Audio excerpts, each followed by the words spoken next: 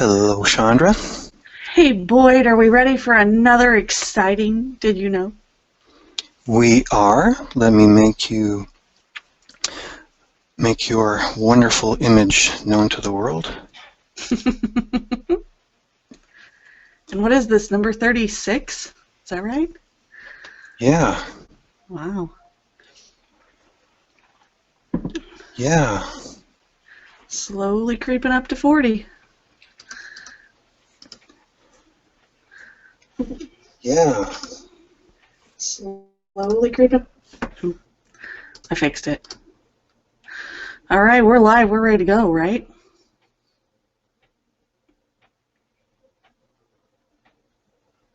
I'm going to take silence as a yes, Boyd.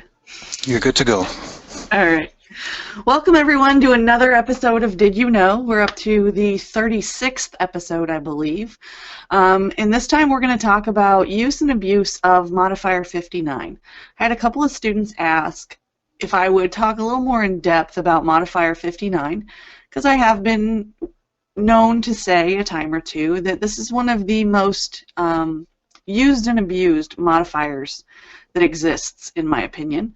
Modifier 59 is really helpful if you know when to use it correctly. It can also create a number of issues for your practice if you're using it incorrectly to bypass edits that it shouldn't be bypassing. So we're going to talk a lot about Modifier 59 today, as well as a couple other modifiers that hopefully you're familiar with, the X Modifiers, that some carriers require you to use in place of or in addition to Modifier 59, depending on the given circumstance. Remember, if you've got questions, don't hesitate to put them in the chat area on Facebook. I am trying to monitor both of them, and as I say that, I'm going to go look. Thanks, Elizabeth. I like my hat. This is called Chandra having a bad hair day, and this is how I fix that for our recording today. All right, we're going to go through here and see what we can figure out about Modifier 59. What are we going to learn? Well, we're really going to learn two things. We're going to learn proper use of Modifier 59. We're also going to talk about proper use of the X modifiers, and specifically the 4 X modifiers that can be used in addition to or the same situations as Modifier 59, but in replacement of Modifier 59. So let's start by talking about what Modifier 59 truly says, what it's supposed to be used for, and how it's defined in CPT. This slide is simply verbatim the description of Modifier 59 from the 2017 CPT book. And it says, under certain circumstances, it may be necessary to indicate that a procedure or service was distinct or independent from other non-E&M services performed on the same day.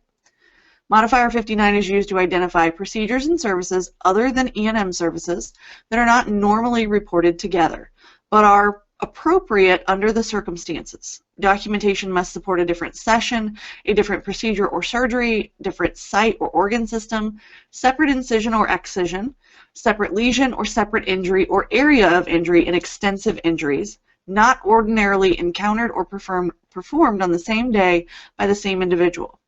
However, when another already established modifier is more appropriate, it should be used rather than Modifier 59. Only if no more descriptive modifier is available and the use of Modifier 59 best explains the circumstances should Modifier 59 be used. Note that Modifier 59 should not be appended to an E&M service. To report a separate and distinct E&M service with a non-E&M service performed on the same date, see Modifier 25. And then it says, see also page 714, Level 2, HCPCS National Modifiers Listing.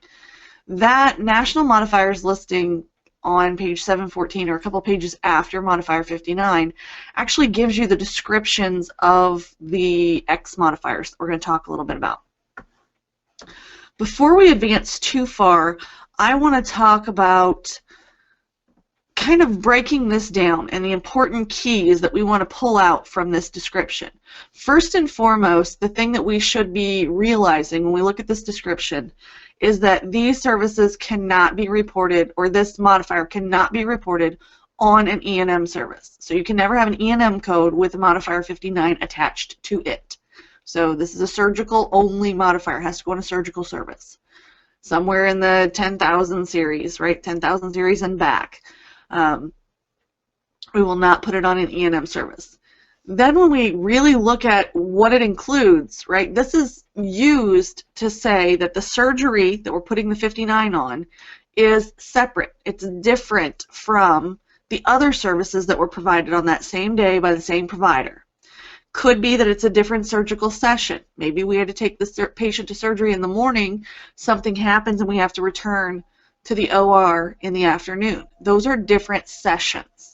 Maybe it's a different procedure or a different surgery. So those that are reported with separate CPT codes, different, a different procedure. Different site or a different organ system. Maybe this morning we were operating on their arm, and while we were in there, we had something else going on the patient's leg, right? Two different sites, two different organ systems. Separate incision or a separate excision. That's when we talk about lesions, right? They could remove a lesion on my face and a lesion on my big toe. Those are separate incisions and separate excisions, as well as separate sites or separate lesions. Separate injury. If I've got multiple injuries going on, multiple extensive injuries, is this provider working on multiple separate injuries?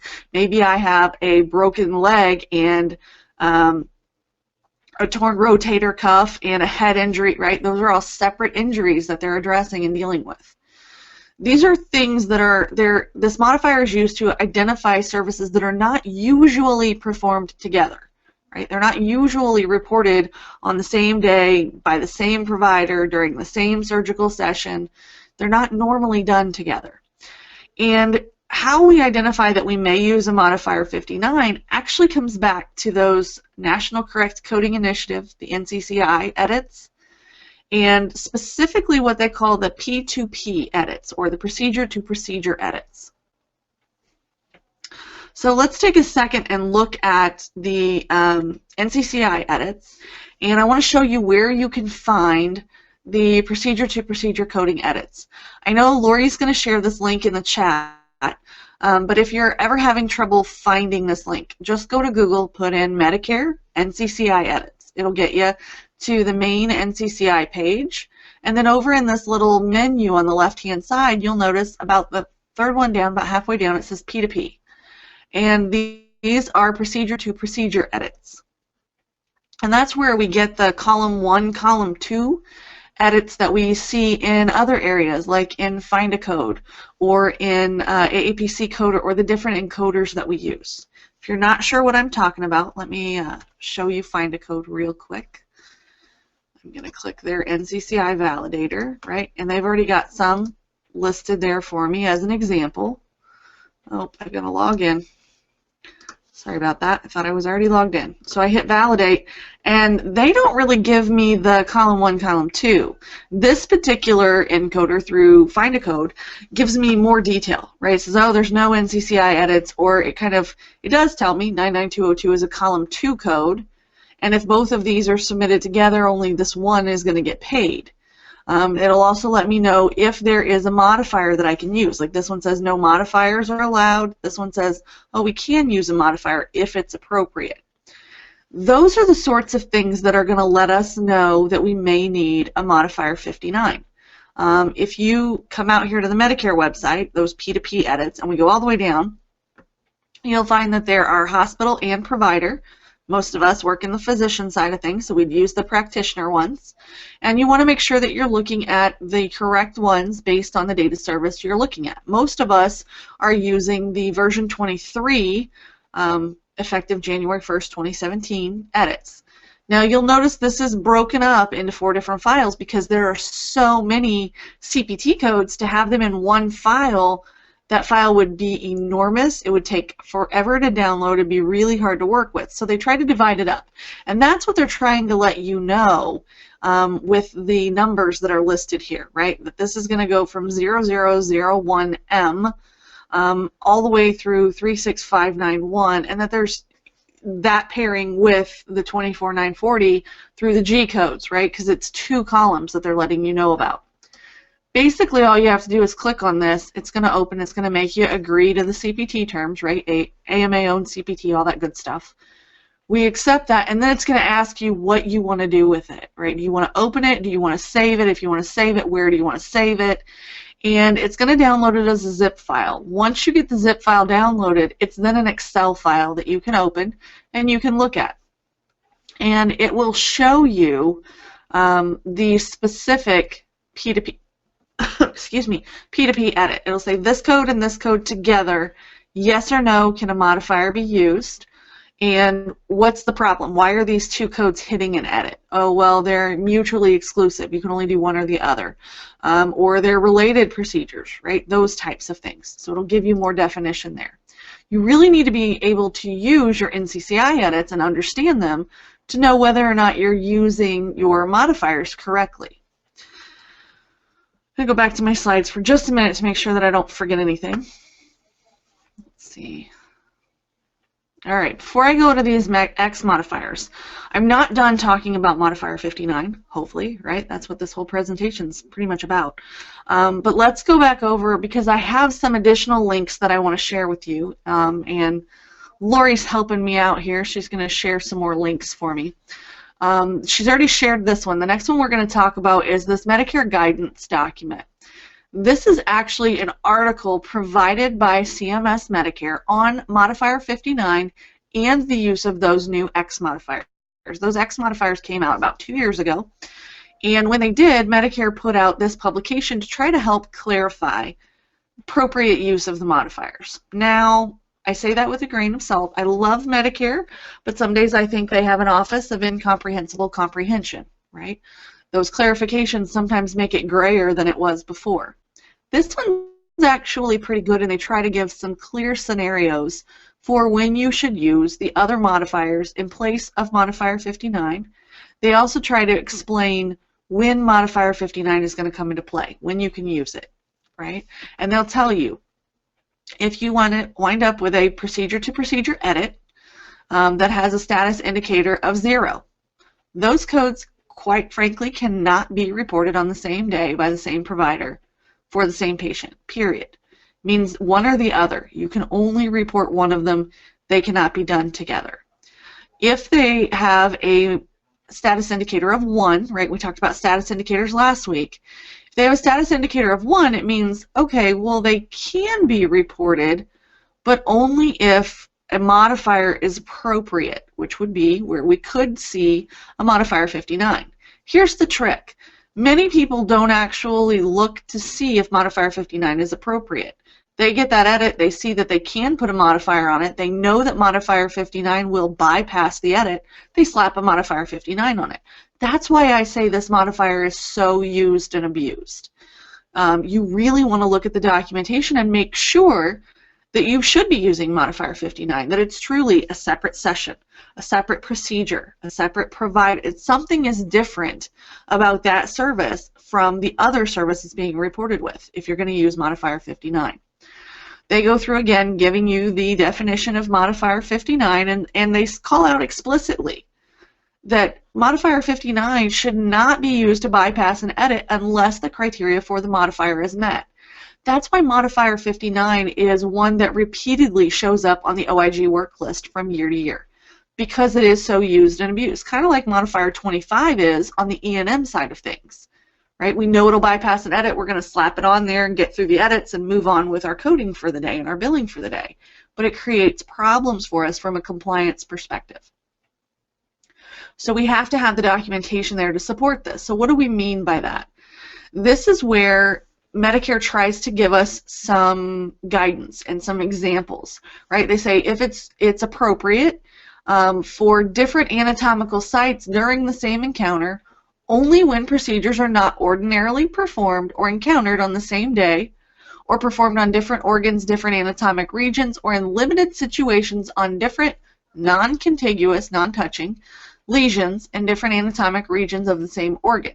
Okay, so what do they mean? Oh, well, treatment of the nail, nail bed, and adjacent soft tissue on the same toe, finger, constitutes treatment of a single anatomic site. So even if you're touching multiple pieces of the anatomy, right, the nail bed, the adjacent soft tissue, if it's all on the same finger, it's considered one surgical site, one anatomic site, because it's all think about your surgical field. It's focused. It's right there on that one area. It's not like we're going from here to there. we're all right here in this one little area. Think about the size of my finger, right? If we're doing everything right in here, that's one anatomic location. Treatment of the posterior segment structure in the eye. So if they're dealing with anything in the back half of the eyeball, that's one anatomic site.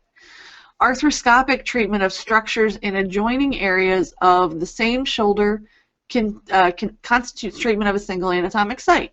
Right? They open up the shoulder joint by putting arthroscopic tools in there and a camera. Well, they're in the joint. They can kind of go anywhere they want. That's considered one anatomic site. So they try to clarify this for us with use of Modifier 59. Now, part of this was created to help clarify when we should be using Modifier 59 and when we shouldn't.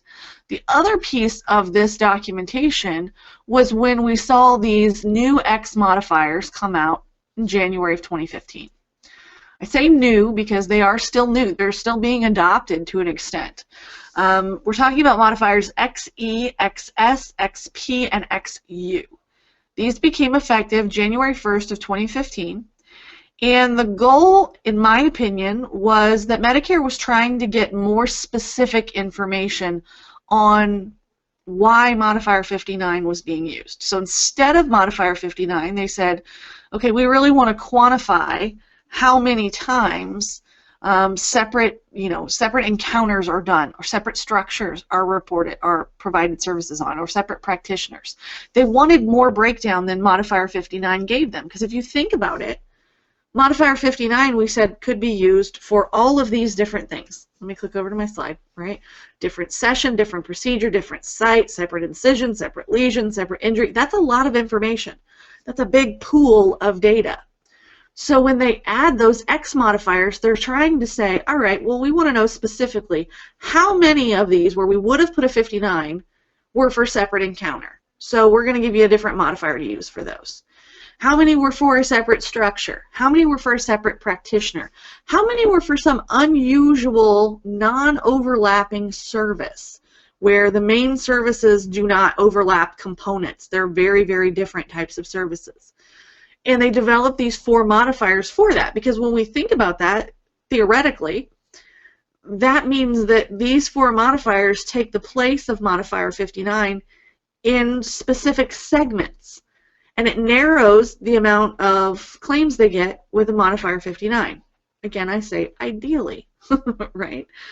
Because we have had a little confusion, we've had a little difficulty implementing these modifiers, and we've not seen them as widely adopted as, quite frankly, I figured they would be by this stage of the game. The Medicare guidance document then goes on to give examples and really show when should Modifier 59 be used versus when should some of these X modifiers be used. And it kind of goes on for pages and pages. So I strongly recommend that you come out here and read through this if you're doing a lot of, if you're working a lot of edits in your front end coding system, if you're the coder that's responsible for appending the appropriate modifiers, if you're looking at it from an audit and compliance perspective and ensuring that we're not unbundling too frequently, that the modifier really is appropriate for the services that were rendered. Let's see. All right, I better take a second and look and see if there were any other questions over here.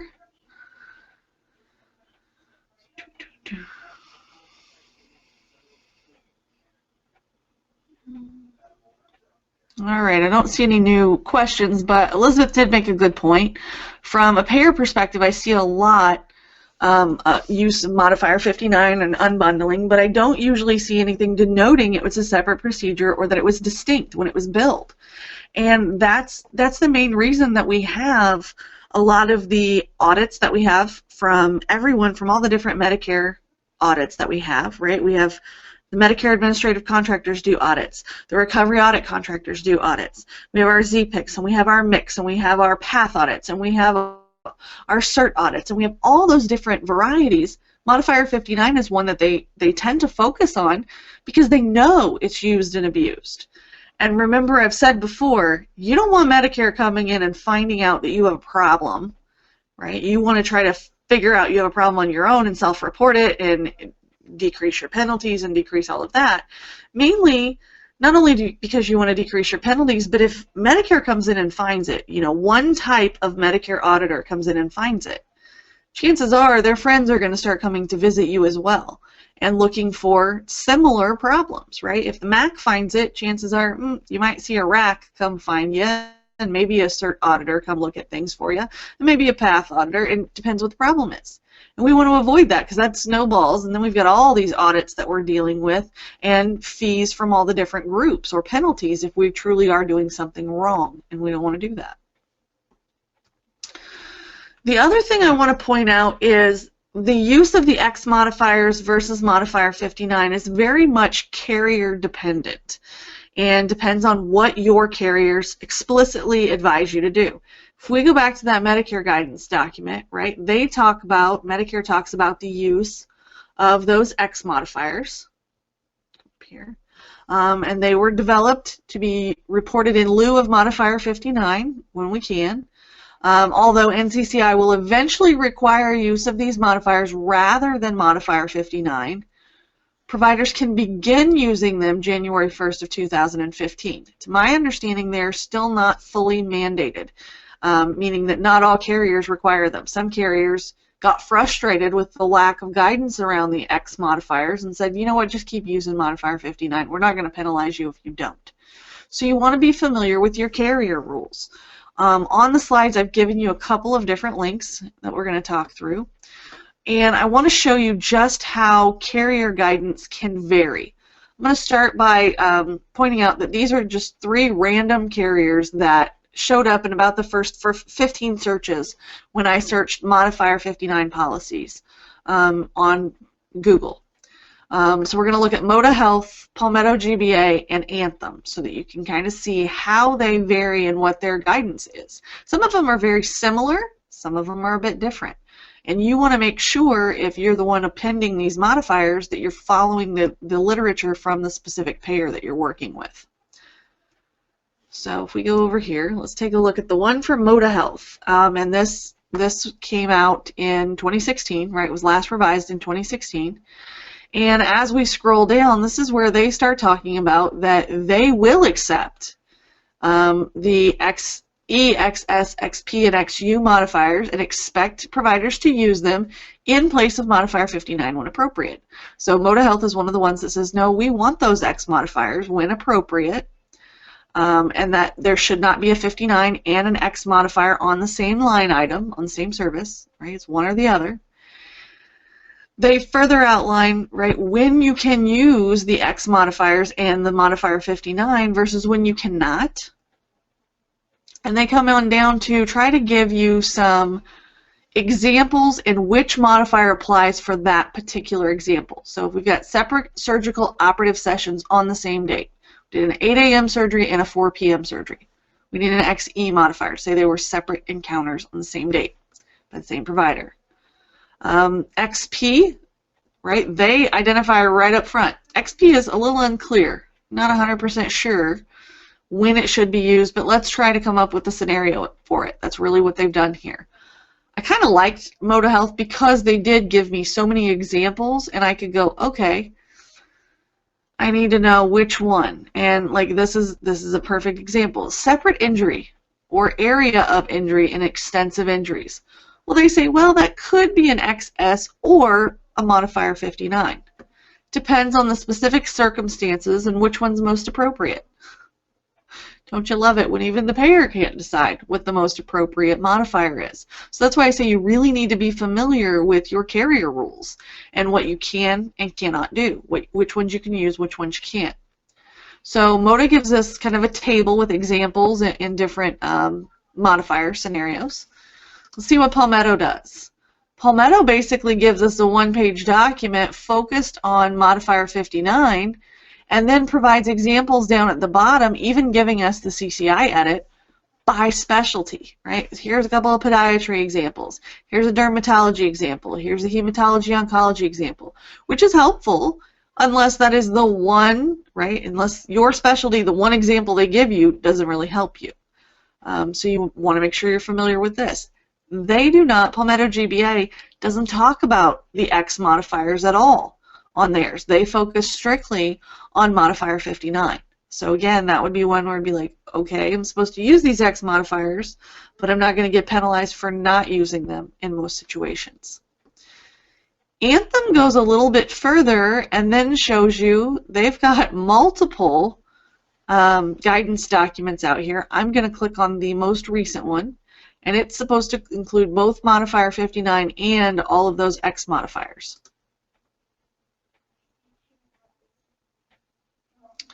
Oh, and they can't find the page. That's always a good feeling, right? All right, let's see if we can find the other one. Here we go. Blow this up a little bit.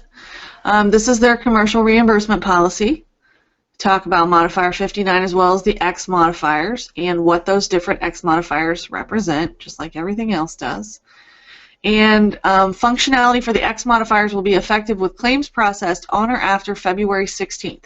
So even though those modifiers went into play January 1, Anthem didn't start accepting them until February 16th of 2015. So that would be important to know if we were reporting back in 2015. They go through the unbundling that we're concerned about, reporting and documentation criteria. What needs to be in the documentation to support the use of modifier 59 or those X modifiers? And it comes down to the same thing, right? The documentation has to demonstrate that it's a different session or encounter, a different procedure or surgery, different anatomical site or organ system. The same listing that we see in the actual description of modifier 59. They do give you some exceptions to the rule, right? Duplicate coding, things like that. And I believe that's it. They don't give you any examples like Mota Health did, not like Palmetto does for modifier 59. They simply say, this is what we'll take. We'll take those X modifiers and we'll take modifier 59 both. So as you're trying to figure out and you're learning what the rules are for each one of them, right, for each carrier or for your particular state, if there's specific guidance, there's lots and lots of advice out there on proper use of the X modifier and modifier 59. What I would tell you is take everything with a grain of salt. Do your research, right? Go out there, read everything that you can, and kind of synthesize it. Figure out what works and what doesn't. If you have a scenario where you think an X modifier may be appropriate, but you're not 100% sure, you've got a couple of options. The one that I would encourage you to do is if you have the opportunity to ask the carrier, right, if they have their provider relations FAQs and things like that, ask those questions and hopefully we'll get answers at some point or we can track those down. If you find another carrier that has answered the question, send that answer to your carrier and say, hey, is this right? Is this what you want? Especially if you get a denial when you feel that the modifier was appropriate. When you write that appeal, give them the documentation that you're using in determining which modifier you felt was most appropriate and why. Kind of paint that picture for them, and you're more likely to get a better response, right? Whether or not they accept it. When I say there's lots of advice out there, I found a couple of other medical association or physician guidance documents on the use of modifier 59 as well as those X modifiers. I want to look at two of them. I'm going to start with the Texas Medical Association, and then I'll go over to physician practice. So let me go back over here. So here's the Texas Medical Association, right? They have lots of information out here. Remember, you can always go out to your medical societies, your medical associations, especially if you have, if you work in a specific specialty. Remember, there are all those provider specialty organizations, and a lot of them provide guidance documents. I know the American College of Obstetrics and Gynecology, ACOG, right? They give lots of guidance to their physicians, especially the ones that are members of ACOG. If your provider's a member, ask them, can you get me this information? Can you look and see if they've got publications on the appropriate use of modifier 59 and the X modifiers? The Texas Medical Association, again, this focuses exclusively on correct and incorrect use of modifier 59. They do not go into those X modifiers. And I would suspect this may have been written, yeah, this was written before those X modifiers went into play, right? And you'll notice that's why they put an update down here that says CMS modifies and further defines modifier 59. When you click on that, it actually takes you to that Medicare guidance document that we looked at right off the bat, right there at the first. So they do try to give you some additional guidance on what correct use is versus incorrect. And they say, you know, when the description of modifier 59 says only if another more specific modifier is not appropriate. Well, those could be anatomic modifiers, like right and left may give us enough of a distinction that they're separate to not need a modifier 59. Or again, the indicators for fingers and toes and eyelids, and you know, just driving us to different parts of the body. They also include the ones for different carotid arteries, because that alone tells us it's a different anatomical location and gives us more detail than a modifier 59 was. So we want to be thoughtful about our use of modifiers. The Physician's Practice is another publication geared predominantly at physicians and physician practice organizations. This is another article that's out there on the use of modifier 59. This one actually came out in September of 2014, before those X modifiers went into play the following January, but they do explain and kind of take into account those X modifiers. And I thought it was funny, I found this, and John, the author of this article, is actually one of the editors at the AAPC magazine. So it was kind of interesting to me to see that his publication had gotten pushed out to another publication. And this was letting us know that these X modifiers were coming and going through some of the differences between these X modifiers. It gives us the transmittal, the CMS change that identifies, hey, there are new procedures or procedural modifiers coming out that you need to be familiar with from a coding and billing perspective. And the NCCI edits, right, they focus on all of that, and they remind us right here why we have this. Why do we have modifier 59? Why do they create these X modifiers? It's because modifier 59 is consistently used and abused to override edits. And it says right here, right, in 2005, I know we're talking 10 years ago now, well, 12 years ago now, but it's still occurring, right? The OIG found that more than 40% of modifier 59 claims met the requirement. Okay, that's a $59 million in correct payments in 2003. So that's huge. That's why I say this modifier continues to show up on the OIG work plan, because 10 years ago they figured out 40% of the people that were reporting it, or 40% of the claims that included modifier 59 were wrong, should not have had modifier 59, did not meet the requirements. And we don't want to be a statistic. We don't want to have that kind of recoupment of funds from Medicare. So we want to make sure that we're using these modifiers correctly and appropriately. So be sure that you're comfortable with that. All right. Let's see, what do we have?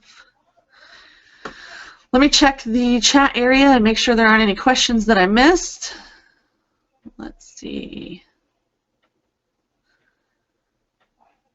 All right, Roxanne asked, Mota, Anthem, and who was the second one? The second one was Palmetto GBA, and Lori put all of the links right there in the chat area for everybody.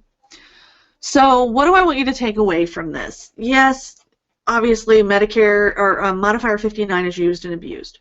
What I want you to take away from this is kind of threefold. One, that you don't want to be another statistic. You want to know when you should be using modifier 59 and when you shouldn't, and not just applying modifier 59 to bypass an NCCI edit, because you're going to get yourself in trouble.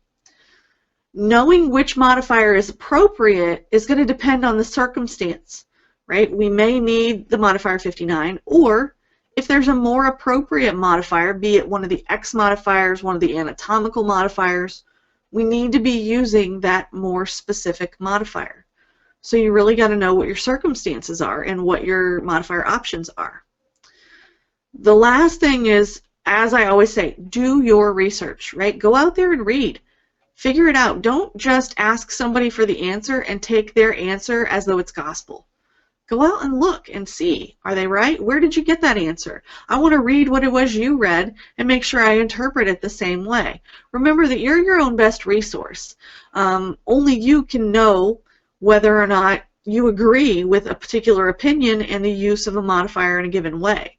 You want to go out and try to find documentation that backs you up, especially if you work with physicians on a day-to-day basis, because anybody that works with physicians and you're trying to educate them and you're telling them you really need to do it this way, what is their number one response? Why? Who says? I want to see it in writing, right?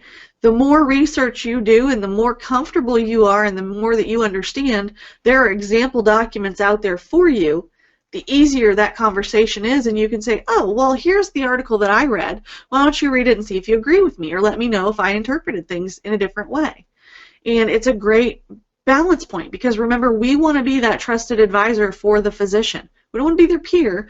We want to be somebody that they understand is trying to help them and trying to look out from them from a business aspect. And we want to be that trusted advisor. We want to be somebody that they know is not going to deliberately do anything to hurt their practice. Okay.